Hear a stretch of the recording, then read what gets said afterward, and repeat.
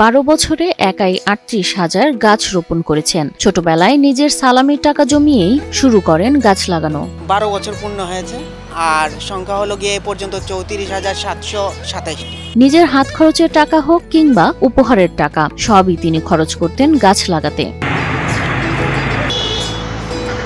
গাছ রোপণের নেশায় হারিয়েছেন কাছের মানুষদের, তবু হাল ছাড়েননি। একের পর এক রোপণ করে গেছেন গাছ। প্রথম দিকে প্রতিবন্ধকতা ছিল, সত্যি কথা বলতে কি অনেকে আমাকে বলতো যে এইসব কাজের কারণে আমাকে অনেকে ছেড়ে চলে গেছে, পাগল বলতো, বা শাকির ভাইয়ের সাথে গেলে শুধু গাছ নিয়ে কথা বলে, গাছ রোপণের কথা বলে, গাছের কাজ করা রোদের মধ্যে বৃষ্টির মধ্যে, এই ধরনের কথা ছিল, অভিযোগ ছিল।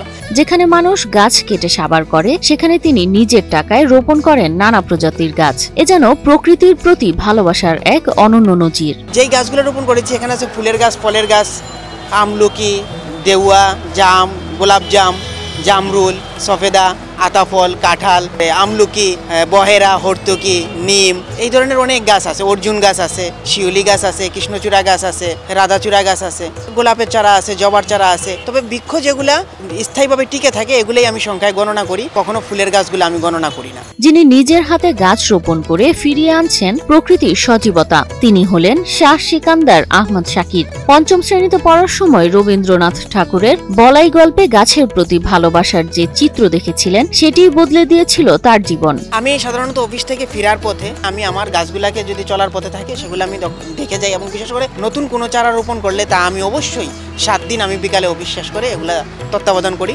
সেখান থেকেই শুরু গাছের সঙ্গে বন্ধুত্ব আর বৃক্ষরোপণকে জীবনের অংশ বানানোর যাত্রা। গত 12 বছরে এ তরুণ রোপণ করেছেন প্রায় 38,000 গাছের চারা। 2013 সাল থেকে 13 নভেম্বরের একজন হুমায়ুন আহমদ কিংবা আমার প্রিয় মানুষের লেখক জন্মদিন উপলক্ষে রোপণ করা হয় 13টি কদম গাছের চারা দিয়ে রোপণ করা শুরু করি আমি। প্রতিদিন অফিস শেষে চারা হাতে বেরিয়ে পড়েন। যেখানে একটু খালি জায়গা পান সেখানেই প্রাণের স্পর্শ দেন সবুজে। আমি খালি জায়গা কোথাও যদি আমার চলার পথে খালি জায়গা দেখি, ওইখানে আমি রোপণ করে থাকি। যেমন সিলেট কেন্দ্রীয় কারাগার যখন নতুন হয় সেখানে আমি গাছ রোপণ করেছি, সেখানে আশপাশে গাছ রোপণ করেছি। বাদাঘাটে আছে, মেরিন ড্রাইভের আশপাশে আছে, মেরিন ড্রাইভের ভিতরে গাছ রোপণ করতে দেয় নাই, কারণ ওখানে তখন নতুন কার্যক্রম চলতেছিল। শুধু গাছ লাগানোই নয়, তিনি নিয়মিত খোঁজ নেন গাছগুলোর যেন ঠিকমতো বেড়ে উঠতে পারে। এবং এই বৃক্ষগুলো আমি নিজেই তদারকি করি, পর্যবেক্ষণ করি। আপনি খেয়াল করে দেখবেন আমি নিজে যে গাছগুলো রোপণ করি এগুলাকে আমি 1 সপ্তাহ পরে সংখ্যা হিসাবে অন্তর্ভুক্ত করি।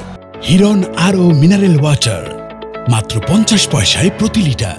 বন্ধুর জন্মদিনেও চারা রোপণ করেন এ গাছপ্রেমী। রাস্তার সাথে সাথে কবরের পাশেও লাগান সবুজের ছায়া। বিভিন্ন মানুষের জন্মদিন, আমার কাছের মানুষের জন্মদিন কিংবা আমার পরিচিত মানুষের জন্মদিন উপলক্ষে গাছ রোপণ করতাম। শাকিরের স্বপ্ন তার লাগানো গাছের ছায়ায় বসে মানুষ স্বস্তির নিঃশ্বাস ফেলবে, একটু বিশ্রাম নেবে। যখন দেখি কোনো গাছের নিচে পথিক বসে আছে বা একটু বিশ্রাম নিচ্ছে, তখন ভিতরটায় একটা আনন্দ, একটা আত্মতৃপ্তি মনে হয় আমার। শাকিরের উদ্যোগে অনুপ্রাণিত হয়ে এখন অনেক তরুণ যুক্ত হয়েছেন এ সবুজ অভিযানে।